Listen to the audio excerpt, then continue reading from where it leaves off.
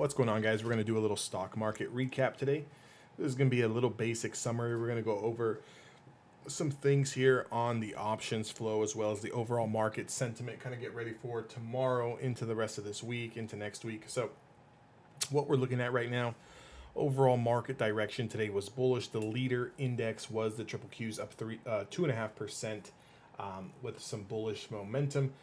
And the hottest sector of the day was consumer discretionary, up 3%. So we can see here the S&P closed at 378.95, the triple Qs at 282.71, and the IWM at 171, which is all of the small cap stocks. So if we just kind of take a look at the market overview on the heat map, basic materials was overall green, consumer defensive besides Procter and Gamble and Walmart was pretty much green. Technology, all green. Apple up 2% today. Microsoft up 3% today. TSM up 2.18. Nvidia up 4.5%. Adobe, so forth and so forth. Consumer cyclicals. So I'm very happy to see that Amazon finally made a push. It was spending a little bit of a lagger down below, but Amazon was up 5.5% today, as well as Tesla 5.5%. We do have Nike up 2.44%. Home Depot up, pretty much flat on the day. Real estate was green. Healthcare was green. Communication services, Google was up 3% today. Now, the only sector that was down today, pretty much, you can see from this whole heat map here, besides the two on the defensive stocks, was energy. ZOM down 1.35%. CVX down 2%. COP down as well as EMB. So with that being said, kind of keep an eye on energy and utilities here. Maybe that's just a back test. Maybe it's a little bit of a breather. They've been on an absolute tear. I still think that the overall market has another leg down, and I still think that energy has one more leg up.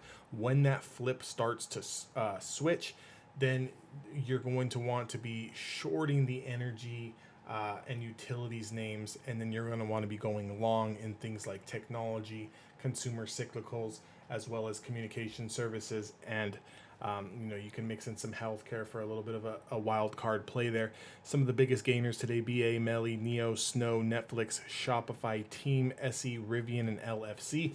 Some of these companies have been some of the strongest decliners during this whole kind of bear market. So it's also one thing to kind of keep in mind. Look at the stocks that are going to be coming off of the bottom floor, the ones who were really hammered, right? Netflix has been absolutely destroyed. For a long time now, Netflix was one of the first ones when it peaked out around 700, really started that rapid decline from 700 all the way down to, the prices with the 100 in front of it. I mean, an absolute tear. Rivian, as soon as this thing IPO'd, just went absolutely insane and is down now at astronomically low levels. Some of the software stocks are starting to pick up. Snow is in there. Today's biggest losers: VLO, SLB, BKR, ALB. Don't trade any of these names. I couldn't even tell you what they are. I don't trade them. With that being said, you can see the sector performance here. Consumer discretionary was leading the way, along with real estate and communication services, followed by technologies, and the biggest loser of the day was energy. So one thing that I kind of wanted to look at here was going to be some of the biggest option flows that we had to kind of give us an overall direction of some of the names that we like to trade here, especially in my Discord. So the triple Q's option summary is still showing that bearish signal. The net premiums is 153,000 to the calls to puts. So with that being said, if we kind of look at the overall heat map here, we got a lot of puts coming in here. 8.9 million at the $300 strikes. Over the 3.1 million on the call side. I'm just trying to see where is the big money flowing. 6.3 million here on the call side at 270. We also have 3.1 million at 280. We also have, what's another one big one? 285. We have a $1.3 million put. Okay, weeklies. So let's go ahead and take a look at the weeklies. If we kind of look at the weeklies here, we have an $8.3 million sitting on the table for the 300 puts. Obviously, this is well in the money, kind of pinning that price for this week under the 300. Some of the biggest bets for the call side is going to be the 290 calls, 3.6 million, the 275s, which are obviously in the money, 4.2 million, and the 270s, 2.4. So, realistically, what we would be looking at is a price this week to kind of finish below 300, but maybe touch 290, 275, 270 to the downside. So that's kind of going to be, you know, if you look at it as a pocket, your hard pocket, your floor and your ceiling is between 270 and 300. Now, obviously, that's a 30-point range. I'm not saying that in the next 2 days it's going to move up and down 30 points, but we kind of know that, realistically, they've got this pinned under 300 for this week. That sweet spot's going to be somewhere between 275 and 290, I would say, that we finished this week. So just kind of give you just a general overview. What I really wanted to look at here, which I noticed someone on Twitter was saying that there was a lot of premiums coming in for Meta, aka Facebook, for 2024. I just want to see if I can find any of those big bets that they had. So let me actually go here. And let me see if I can find these bets that they've got. Why is this not loading?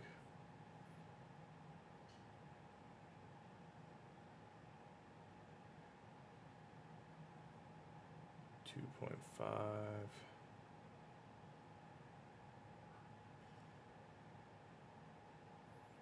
Not enough data for all widgets creating dashboards. We have a large amount of data. Just brief for live options flow tour. What did you? Oh, they changed this all around on me. Wow. Got me looking like a fool.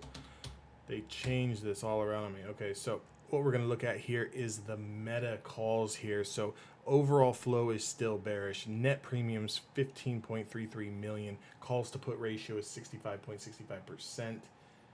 What we want to look at here, and I don't know if it's actually going to show it to me,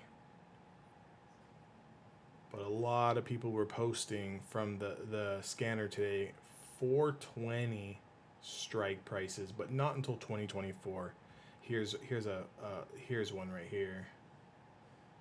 It's a very small premium, 36,000. That's not what I'm looking for. Actually, let me see if I can adjust the filters here to kind of see anything greater than 1 million. No.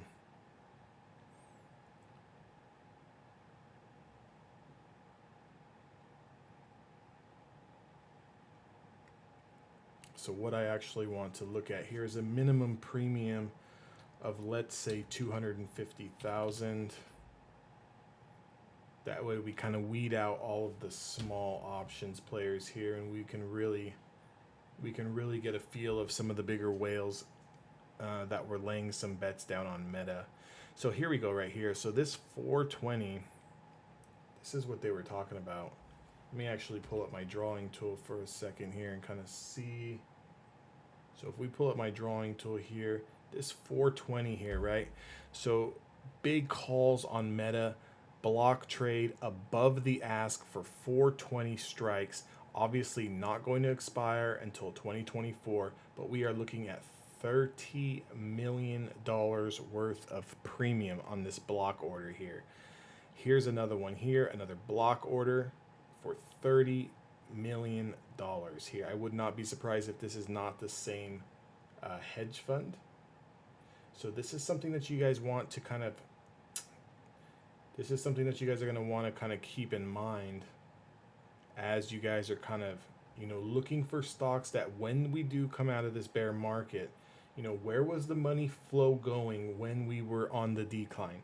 That's what you want to keep notice on. Where was the money flowing when we were on the decline? So if we look at bigger bets here, 1.3 million, $80 strikes, obviously for 2023. We got one guy sitting here with 165 puts for next month expiration, $1 million. We have a call here kind of offsetting that next month expiration, 1.3. So that doesn't interest me too much. What interests me is these block orders here. This one is to the ask. The other one is above ask on the $30 million premiums worth of bets. That's what really interests me. If we kind of look at this $1 million bet here, 130 strikes, that's so far in the money though. That could be a hedge.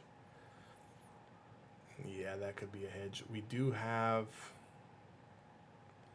the 180 puts for September and the 190s for September. So if we kind of just quickly see where we're at here and kind of see where they want to pin us to, the 190 and 180 puts would pin us below, I'm assuming, as this starts to decline some, below the 50-day moving average and somewhere right around this linear regression and this 20-day moving average. That's where it's going to kind of pin us between that 180 and 190. I can see a potential dead cat bounce here coming. If we do get a little bit of a dead cat bounce within the next 1 to 2 months here, I could see us potentially coming up to that 190, 195 and then falling back down and then kind of making the climb up. Now, obviously the climb up for the 2024 contracts that they've got on the line is something so far out of the money, but it's in times like this when you want to see exactly where is the big money flowing when times are hard, when there's blood on the streets, where are the institutions parking their money? Where do they think has the most growth potential when we do come out of this? And Meta could be one of those stocks. It's another stock that has severely been hammered along with everything else, and something that you guys might want to keep your eyes on for a potential swing or a dollar cost average into this stock. Hope this video helps. Make sure to like, comment, and subscribe, and I'll see you guys all next time.